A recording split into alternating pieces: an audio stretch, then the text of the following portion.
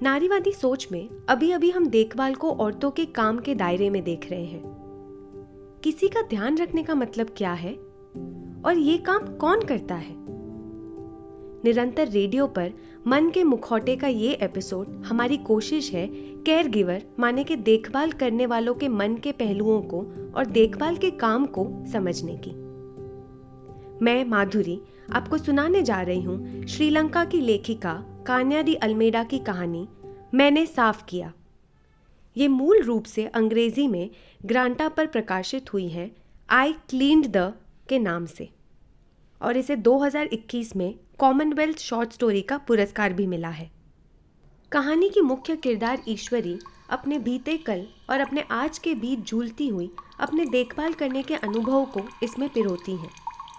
20 साल तक छोटी बाबा का ध्यान रखने के बाद अब वो अपने आज में भी रीटा का ध्यान रख रही हैं, जिसे वो बार बार छोटी बाबा की कहानी सुनाती हैं। कहानी के बीच में देखभाल के काम से जुड़े लोगों की आवाज़ से आप साझा होंगे, जिसमें बिंदु, परमेश्वर, नीलिमा, मीना और ऐना के मन की बातें हैं जो इस कहानी को अलग रूपांतर देती हैं। तो शुरू करती हूँ कहानी मैंने साफ किया। टीबी रीटा को ये कहानी बहुत पसंद है, पता नहीं क्यों। इसका अंत सुखद नहीं है फिर भी। खैर, रीटा को ट्यूबरकुलोसिस नहीं है, उसे टीबी रीटा बुलाते हैं क्योंकि उसे टोबैको माने तंबाकू की लत है, जो तब से लग गई जब वो 13 साल की उम्र में बीड़ी बनाने का काम करती थी। और अब उसके फेफड़े रसोईघर में रखे स्पंज जैसे हो गए हैं, छेद और काली फंगी से भरे हुए। वो अपने पलंग के पास ही अपनी थूकदानी रखती है। जब वो भर जाती है तब उमड़ते थूक के छल्लों को देखकर मुझे अपनी पुरानी ज़िंदगी याद आती है।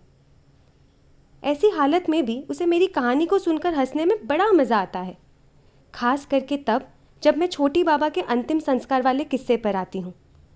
तब तो उसकी खीखी बंद ही नहीं होती, और जब तक एक कहानी भयानक पड़ाव लेती है तब तक उसका पेट पकड़कर हंसना उसकी खांसी से मिलकर एक टूटे इंजन की तरह सुनाई देता है और उसका मुंह थूक और खून से लथपथ हो जाता है। मुझे तो इसमें ऐसा कोई मजाक नहीं दिखता, पर मैं उसका दिल बहलाने के लिए ये कहानी सुना ही देती हूँ, क्योंकि रीटा मर रही है।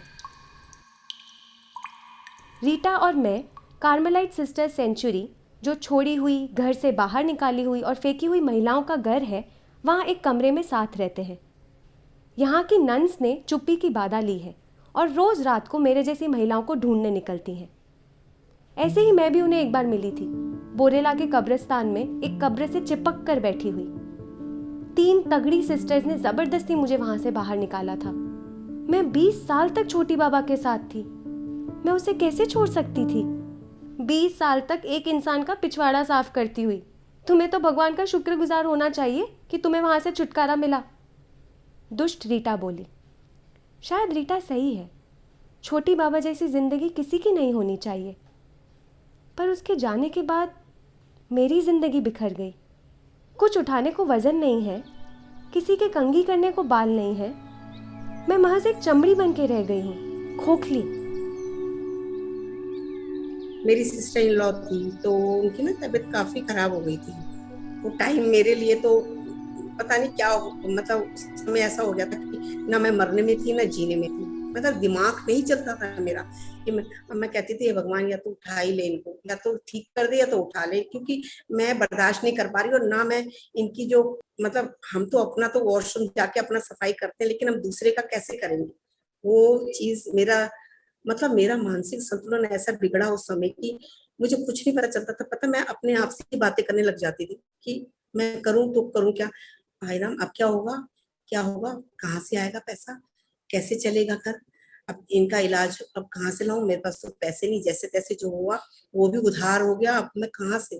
बीच में तो ऐसा हो गया था कि मतलब लोगों ने मेरे को ये भी बोलना शुरू कर दिया था कि यार तू बात करते करते तेरी गर्दन क्यों हिल रही है? फिर मेरे को लगा अरे ये हो क्या रहा है? फिर ना मैंने शीशे में देखा, फिर मेरे को पता रियलाइज हुई ये चीज का कि ये क्या हो रहा है यार, कहीं ऐसा ना हो कि मेरे को कुछ हो ना जाए। मैं दाई नहीं थी, पर मैं बाकी के घरेलू सहायकों जैसी भी नहीं थी। मैं बीच में रहती थी, आधा बड़े घर के अंदर और आधा पीछे वाले क्वार्टर के अंदर। दोनों ही जगहों पर लोग मुझसे अपनी दूरी बनाए रखते थे, मेरी बाल्टियों की वजह से। हर रोज मैं गंदे लंगोट से भरी बाल्टियां बाहर लौंग के पेड़ के नीचे ले जाती और वहां बने छोटे से सीमेंट के चकोर में नल पर बैठकर धोती रहती। बड़े ध्यान से रंगीन भालू और दूसरे जानवरों की हंसी को जाग में समेटकर हाथ से उन गंदे कपड़ों को धोती। दुनिया के इस कोने में छोटी बाबा को मिलने के लिए न जाने कहां-कहां से लोग आते थे। मैं जानती थी कि ये बहुत खास लोग हैं, क्योंकि ये अपना कोई भी काम खुद नहीं करते थे, ना खुद की गाड़ी खोलते और ना खुद का छाता खोलते। कुछ औरतें तो अभिनेत्री जैसी लगती थी और इनमें से शायद कोई बड़े मिनिस्टर भी थे। मुझे नौकरी पर रखने वाले लोग ऐसे लोगों के साथ उठते बैठते थे। क्या काम का है? रीटा अपनी चाय का आखिरी घूंट पीकर बोली। रीटा की आदत है मुझे नीचा दिखाने की, पर मैं अपने अनुभव के साथ कह सकती हूँ, किसी भी व्यक्ति के बारे में आप सब कुछ जान सकते हो बस उसके मल को देखकर। उसका मूड, उसका स्वास्थ्य, स्वभाव सब वहीं पर है। मुझे पता लग जाता था कि बच्चा कब झुंझलाहट करने वाला है। मैं पहले से ही उसे शांत करने की औषधि दे देती। मैं जब 10th कक्षा में पढ़ता था तो मेरी मम्मी की तबीयत ऐसी खराब हो गई। तो मतलब कि उनको मतलब कि ना तो उठने आता था ना बैठने आता था। तो फिर हमारे दोनों बहन भाई मिलकर उनको उठा के स्नान करवाना, उनके कपड़े बदलवाना, ये सब काम हम दोनों बहन भाई मिलके साथ में ही करते थे। जैसे वो घर पे नहीं उठ सकते तो मैं बहन झाड़ू पोछा करता, ये उनको धोई देता, तब तक मेरी बहन उनके कपड़े धो देते। और तो मैं मतलब कि पता नहीं चलता था कि हम दोनों बहन भाई में कौन किस तरह का काम कर रहा है, और धीरे धीरे वो काम भी हो जाता है। मैंने ही तो एक दिन लंगोट में हंसते खिलते गुलाबों के बीच गुस्से से बह रहे खून को देखकर चीखा था। सब कुछ उथल पुथल हो गया। पहले रोनी मातैया की बड़ी सी सिल्वर गाड़ी में अस्पताल के चक्कर लगे। जल्दी से एक बैग बांध लो, लीला मिसी का गाउन डालो और छोटी बाबा के लंगोट।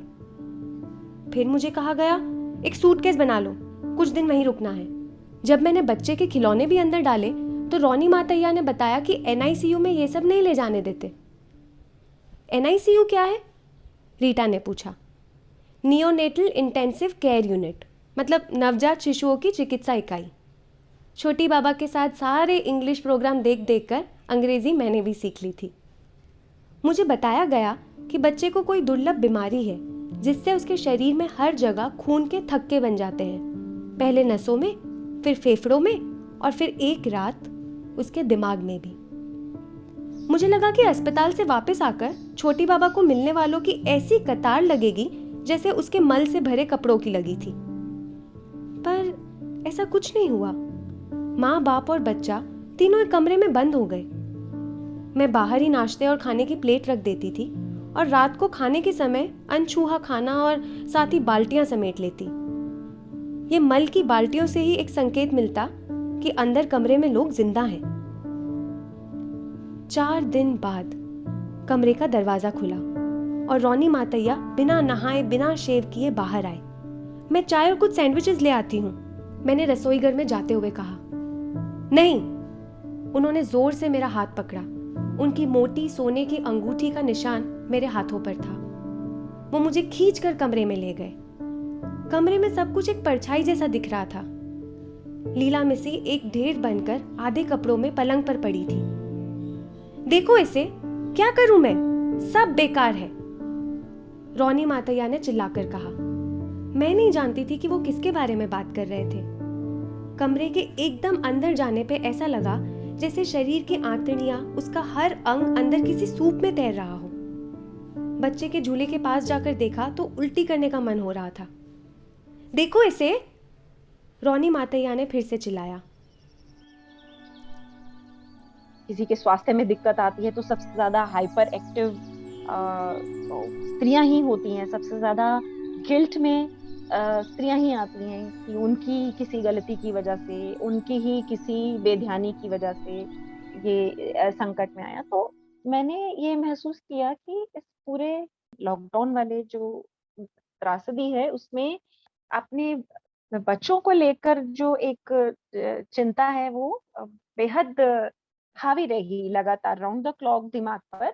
और यही अनुभव मेरी बहन को, क्योंकि पिछले साल जून में हुआ था, तो वो ये बता रही थी कि वो पोछा लगा रही थी और फिनाइल डाल रही थी।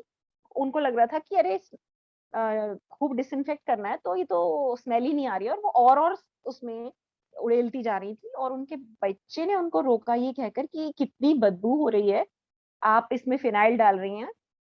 तो उन्हें तब स्ट्राइक किया कि अच्छा मुझे स्मेल नहीं आ रही है। तब उन्होंने फीवर देखा तो उनको 101 से ऊपर फीवर था। तो ये कैसे संभव है कि ने 102 फीवर को भी महसूस न कर पाना। तो ये एक केयर गिवर का मेंटल प्रेशर ही तो होगा, वरना और क्या बात होगी कि 102 बुखार में मुझे सुबह उठते के साथ ही बहुत ज्यादा बदन दर्द है, मैं बार बार लेट जा रही हूँ, पर मैं अपना फीवर नहीं नाप रही हूँ, क्योंकि मुझे मुझे ये था कि मुझे तो बीमार होना ही नहीं है, मुझे तो अब किसी भी तरह से अपने घर को, अपने बच्चों को बचाना है। छोटी बाबा की आंखें खुली थी। मैंने अपना मुंह उसके झूले में डाला तो उसकी आंखें मुझ पर चिपक गईं। मेरे चेहरे के साथ खेलने लगी, तेजी से यहाँ वहाँ घूमने लगी, जैसे शरीर के बाकी अंगों का काम भी वही कर रही हो। मैंने उसे गोद में उठा लिया। उसका शरीर बहुत हल्का और नर्म था। उसकी आंखों में आंखें डालकर मैं हंसती। इतनी पास से मैंने उसे पहली बार देखा था। अपने होठ को हिलाकर वो कुछ आवाज निकालने लगी। एक मिनट, तुमने कहा था कि वो बिल्कुल हिल नहीं सकती थी? रीटा ने फिर से बीच में टोका।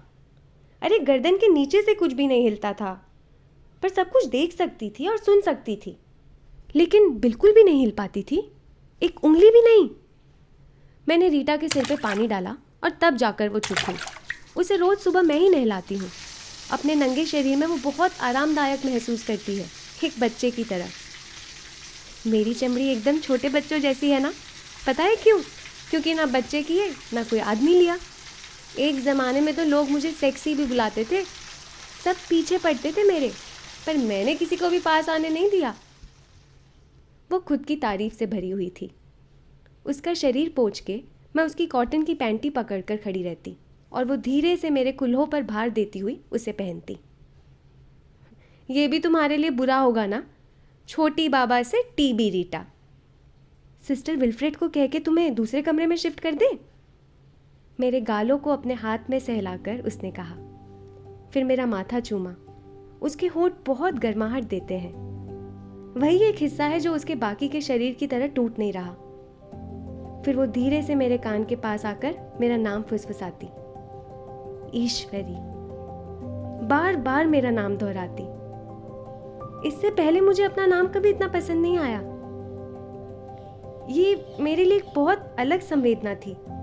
मैं एक ऐसे इंसान के साथ थी जिसका शरीर हिलता था, उंगलियों का स्पर्श मुझे उत्तेजित करता था। उसके साथ मैं घंटों बिताकर ये जानना चाहती थी कि शरीर को और क्या क्या महसूस हो सकता है, पर हमारे पास इतना समय नहीं होता था। सिस्टर विल्फ्रेड दरवाज़ा खटखटाने आ जाती। शायद वो जानती थी।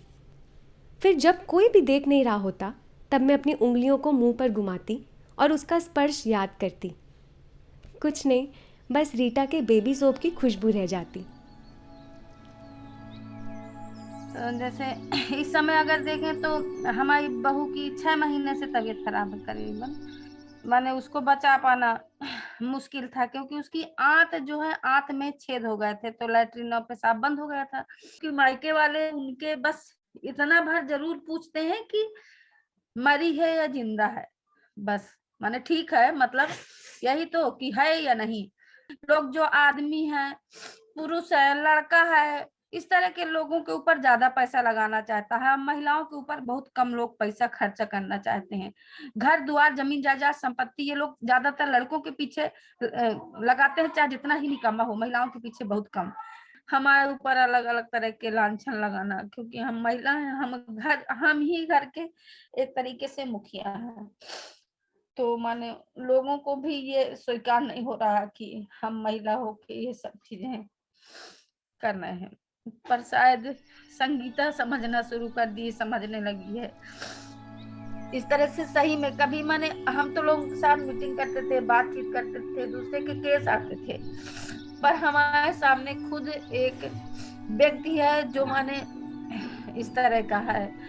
और माने उसके मायके वाले उसे इस तरह से देख रहे हैं, तो हमें माने उस और ज्यादा माने हमारा लगाव उसके प्रति बढ़ गया है। शायद वो अपनी मोटर गाड़ी में एक चाय के एस्टेट पर बने बंगलों में जाके रहने लगे थे।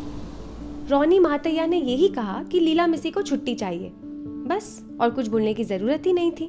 सबको मालूम था कि बच्चे को छोड़ के जा रहे हैं। अब से मुझे उसे संभालना था और बाकी घरेलू सहायकों को मेरी आज्ञा का पालन करना था।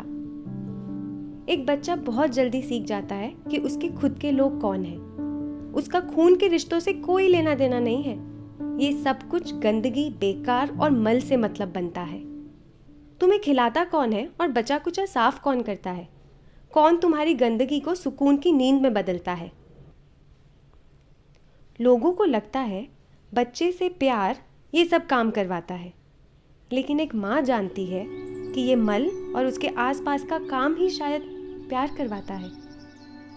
जो मन सेवा से भी अंतर होता है ना। शायद लोग बाल धुलना हो धुल देंगे, तेल लगाना हो लगा देंगे, पर जब माने लैट्रिन साफ करने की बात आती है तो सब लोग नहीं साफ कर पाते हैं। हम ही साफ करेंगे क्योंकि हमारे घर का व्यक्ति है और शायद हमें जरूरत भी है उसकी। कि हमारे घर में हमारी मम्मी तो विकलांग है, तो वो तो कुछ काम नहीं कर सकती। हमारे पहले शौचालय नहीं बना हुआ था, तो मेरी मम्मी को मतलब कि सोच के लिए बाहर ले जाना होता था। मैं लेके जाता था तो लोग देखते थे, कभी कभार देखते, ऐसे करते थे कि ये तो मम्मी को लेके जा रहा है। जो मेरे दोस्त थे वो कहते थे, वो हमें भी कभी कभी कहते थे तेरी मम्मी को ले जाता है तो तेरे को कैसे लगता है? तो मैंने कहा मेरी मम्मी को मैं ले जाता हूँ, मुझे तो अच्छा लगता है, तुम्हें कैसे लगता है? तो वो कहते हैं कि तू ले जाता है, तुझे शर्म नहीं आती? मैं क्यों, शर्म किसकी आती है? जब मैं भी छोटा था तो मेरी मम्मी मेरे को भी मेरे साथ में जो करती थी वो मैं कर रहा हूँ, तो उसमें शर्म की कौन सी बात है? अगर मेरी जगह तू होता तो तेरे को कैसे लगता? छोटी बाबा के माँ बाप 3 हफ्ते तक बाहर रहे। इतना समय काफी था हम दोनों के लिए एक दूसरे के साथ नई जिंदगी शुरू करने के लिए। वो खुशखुशाल और दुरुस्त होके वापस लौटे। मेरे बिना वो ये सब कैसे कर पाते? अब तो मेरी तनख्वाह भी बढ़ाने का वक्त आ चुका था। मेरी जिम्मेदारियां जो बदल गई थी। तुम्हें क्या करना था इतने पैसों का? सोने के कंगन लेने थे क्या? दुष्ट रीटा बोली। हम वहीं बैठे थे, रोज की तरह कब्रिस्तान को देखते हुए। मेरी आवाज़ सुनते सुनते रीटा रोज दोपहर सो जाती थी। उसके सो जाने के बाद मेरे ख्यालों की गति और बढ़ जाती। उसके खराटों से मुझे याद आता कि कैसे मैंने अपनी ज़िंदगी एक ऐसे इंसान के साथ बिताई थी जो बस 2 ही काम कर सकती थी, खाना खाना और उसे पचाना। बच्चा हो तब तक तो ठीक है, चंद मिनटों में साफ किया, पीठ पे लिटाया और काम खत्म।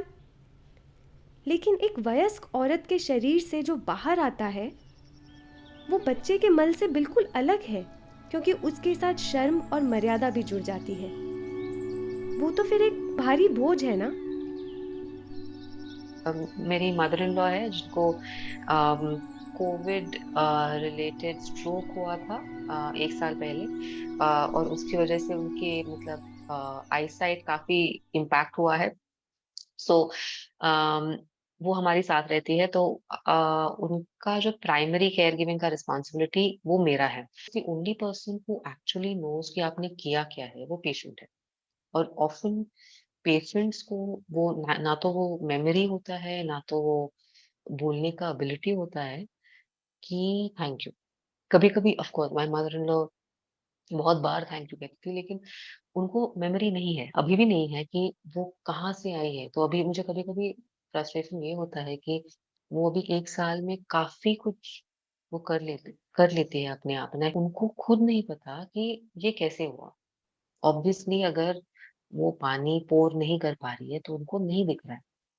उनको तो और भी मतलब कितना उनको उनका लाइफ कितना टर्न हुआ होगा कि आप मतलब लिटरली आप एक दिन सोए और अगले दिन आप जब उठे हो आपको नहीं दिखा।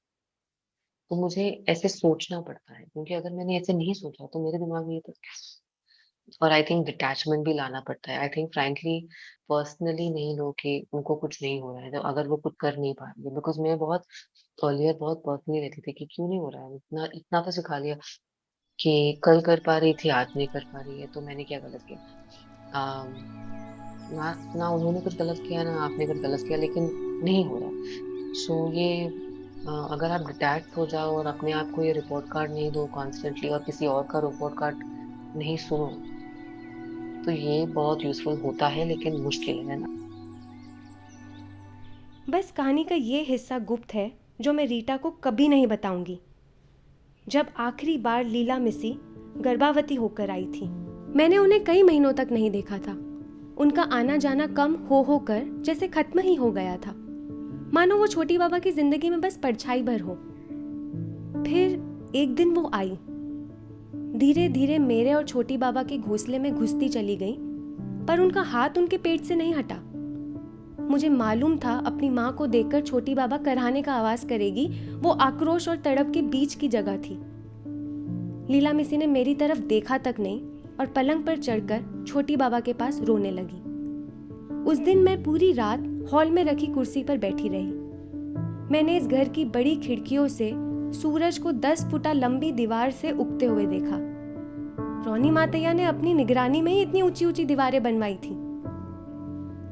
मैं छोटी बाबा के कमरे के दरवाजे पर खड़ी रही ताकि लीला मिसी मुझसे आंखें मिलाए बिना ना जा पाए।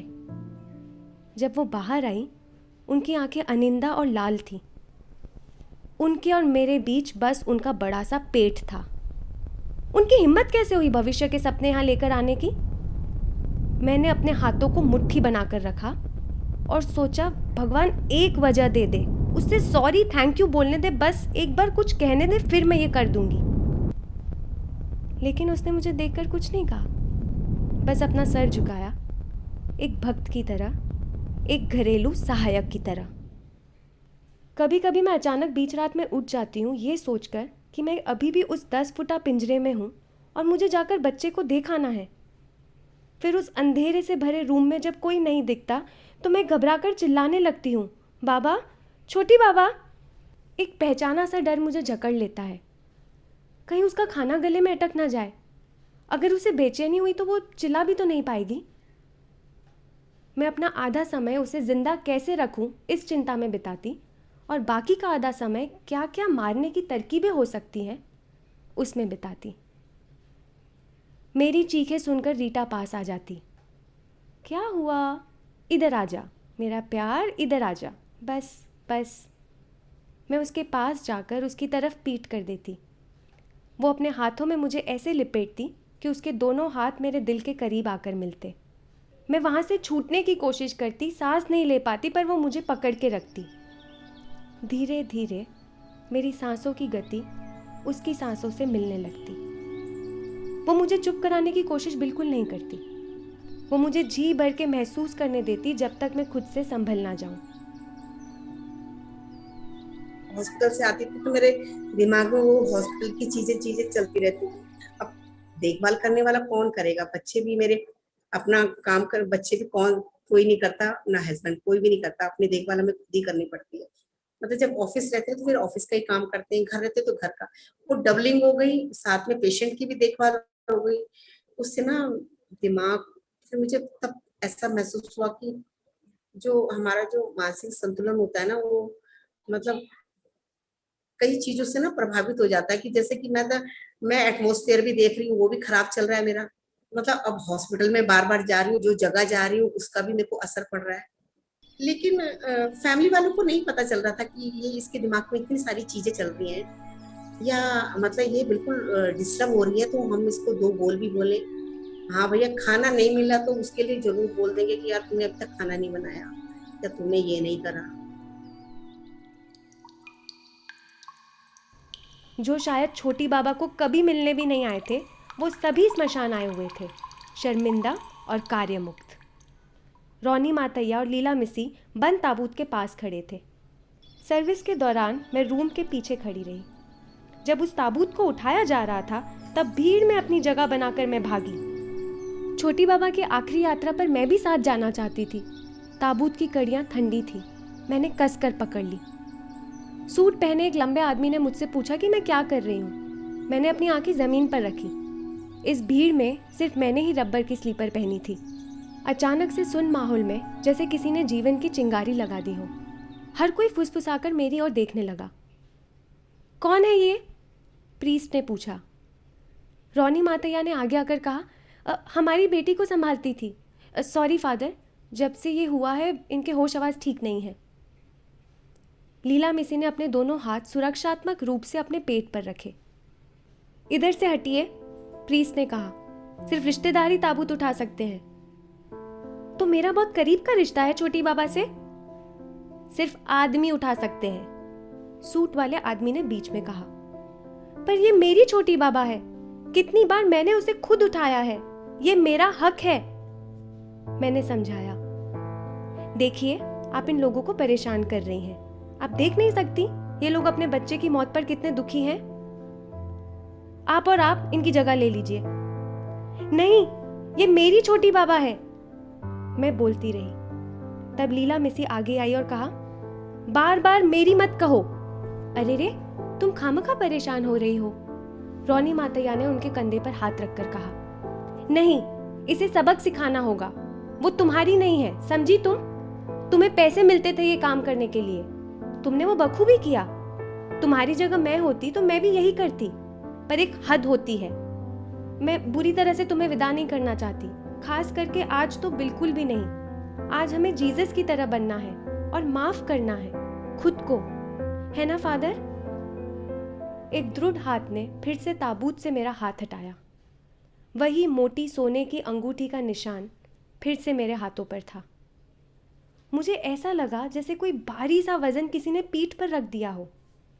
चाय पत्तियों की टोकरी हो या मल की बाल्टियां, ज्यादा फर्क कहाँ था। कोबरा की तरह उठते हुए मैंने अपनी पीठ और गर्दन सीधी की और जोर से कहा, लेकिन मैंने साफ किया। रीटा तालियां बजाने लगी। ये हुई ना बात, सीधा मुंह पर बोला, वो भी प्रीस्ट के सामने। तुम्हें मालूम भी है कैसे किया जाता है? मैंने रोनी मातैया से पूछा। जिसके शरीर का एक भी अंग ना हिलता हो उसका लंगोट कैसे बदलते हैं?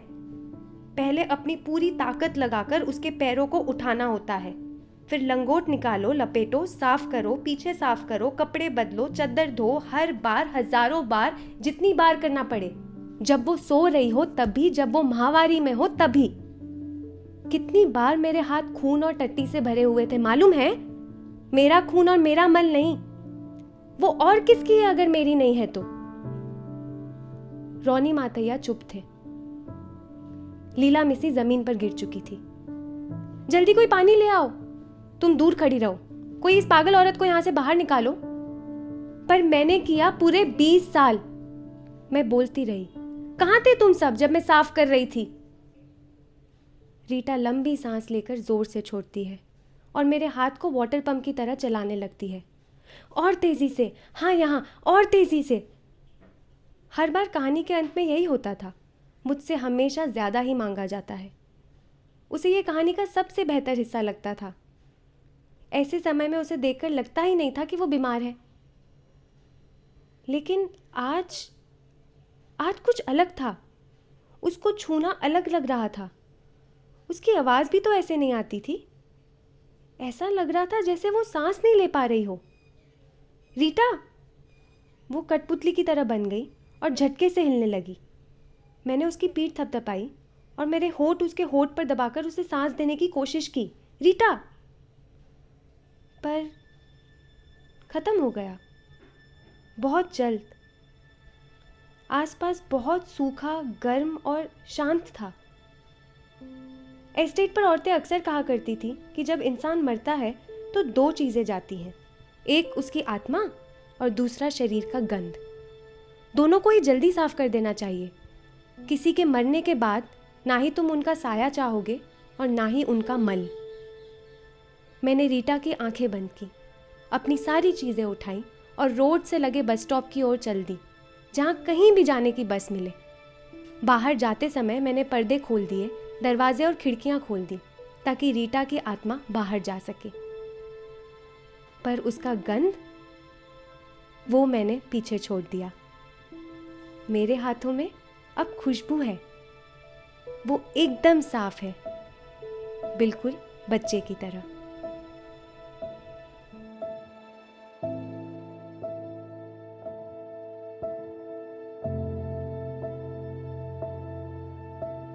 ये द थर्ड आई की मानसिक दुनिया पर एक समझ बनाने की पहल है। मन के मुखौटों के साथ ये बातचीत जारी रहेगी निरंतर रेडियो पर।